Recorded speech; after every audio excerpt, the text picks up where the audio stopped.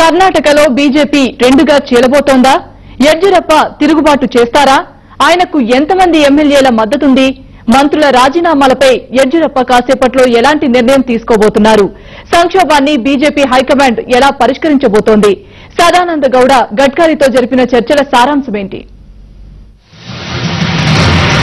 కర్ణాటకలో బీజేపీ సంక్షోభం నేడు అటో ఇటో తేలిపోతుంది.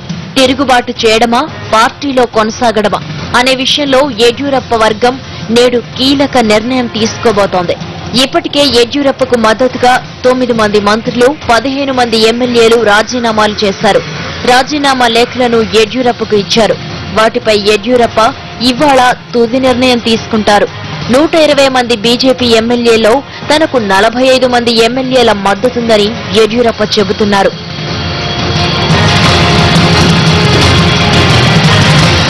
యడ్యూరప్ప వేరుకుంపటి పెడతారని కొందరంటుంటే, హైకమాండ్ పై ఒత్తిడి తెచ్చేందుకే రాజీనామాల అస్త్రం ప్రయోగించారని మరో కథనం ప్రచారంలో ఉంది. ఈ నేపథ్యంలో ఆదివారం యడ్యూరప్ప చేసిన వ్యాఖ్యలు కమలనాథుల్లో చర్చనీయాంశమయ్యాయి. బసవ జయంతి వేడుకల్లో పాల్గొన్న యడ్యూరప్ప కాంగ్రెస్ అధ్యక్షురాలు సోనియా గాంధీని ప్రశంసలతో ముంచెత్తారు. పార్టీ నేతలపై ఎంతటి ఆరోపణలు వచ్చినా వారిని సోనియా గాలికి వదిలేయరని పొగిడారు. అదే సమయంలో బీజేపీపై నిప్పులు చెరిగారు. సీఎం సదానంద గౌడను వదిలిపెట్టలేదు.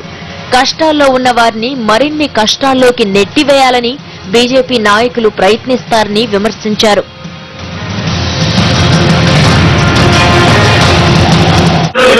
Our political parties, even whether you have done mistake or not, they will blame our leaders. They will see that some type of punishment they will be happy. This is the difference between Sonia Gandhi and other political party leaders. That's what I told him. సంక్షోభ పరిష్కారానికి BJP high command తీవ్రంగా శ్రమిస్తోంది. కమలనాథుల ఆదేశంతో ఢిల్లీ వెళ్లిన Sadananda Gowda party అధ్యక్షుడు గడ్కరీ, అరుణ్ జైట్లీలను కలిశారు. Yediyurappa episode పై చర్చించారు. తిరుగుబాటు చేస్తే ఏం చేయాలనే దానిపై మంతనాలు జరిపారు. మంత్రుల రాజీనామాలు తనకు ఇంకా అందలేదని సదానంద గౌడ చెబుతున్నారు. మైనింగ్ స్కామ్లో యడ్యూరప్ప గతేడాది జూలై 31న ముఖ్యమంత్రి పదవి నుంచి తప్పుకోవాల్సి వచ్చింది. ఆయన స్థానంలో సదానంద గౌడ సీఎం అయ్యారు. అప్పటి నుంచి సీఎం పదవి కోసం యడ్యూరప్ప ప్రయత్నాలు చేస్తూనే ఉన్నారు.